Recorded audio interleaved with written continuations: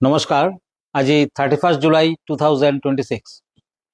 আজি প্ৰথমতে গ্ৰহগতিৰ পজিশ্যন কম থাকিব। আজিৰ দিনটোৰ ৰাশিফল থাকিব, যাত্ৰা শুভকৰ্ম আদি আৰু দিনটোৰ বিষয়ে।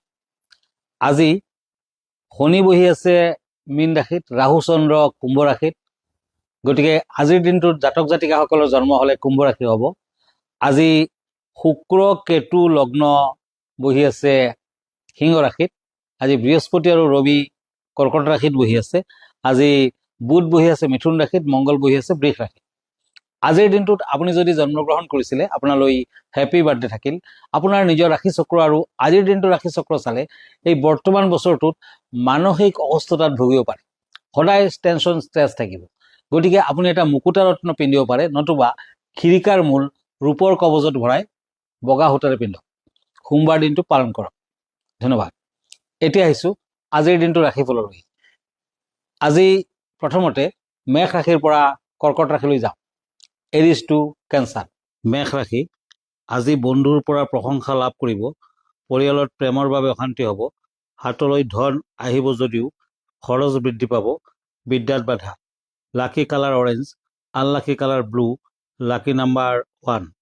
প্ৰতিকাৰ, মন্দিৰৰ দান বাকচত অলপ টকা দান কৰক। বৃষ ৰাশি, আজি জ্বৰ আৰু সৰু সুৰা কিছু বেমাৰে স্বাস্থ্য সমস্যা বৃদ্ধি কৰিব।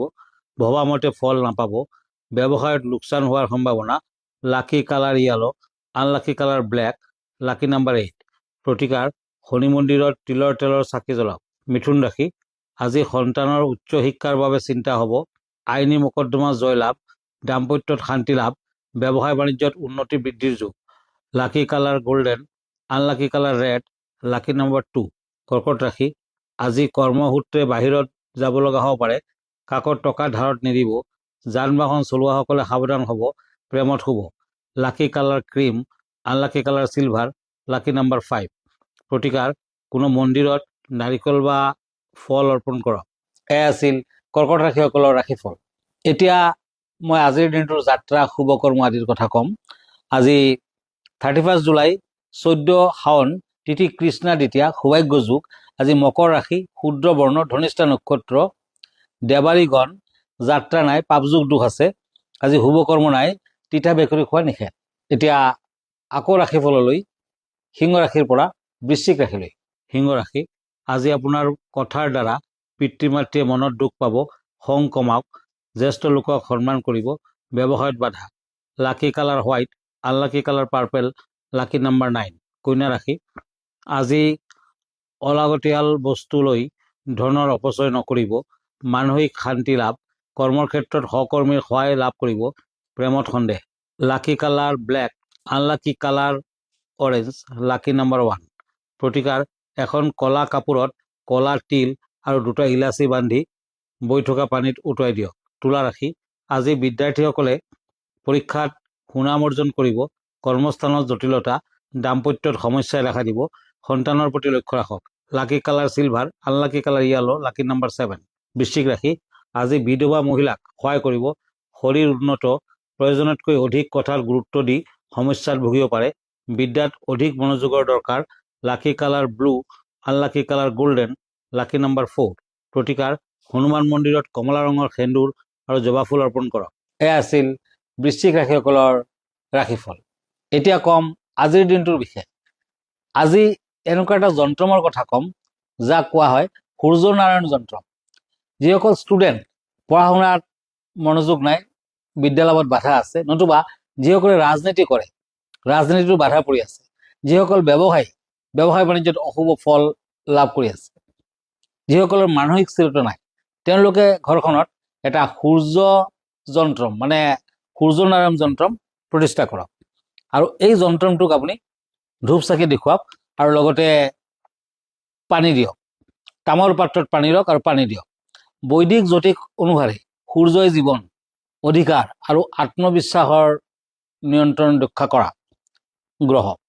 যদি কোনো ব্যক্তিৰ কুণ্ডলিনীত সূৰ্য দুৰ্বল হয়, তেনেহ'লে সূৰ্যদেৱলৈ জল অৰ্পণ কৰক।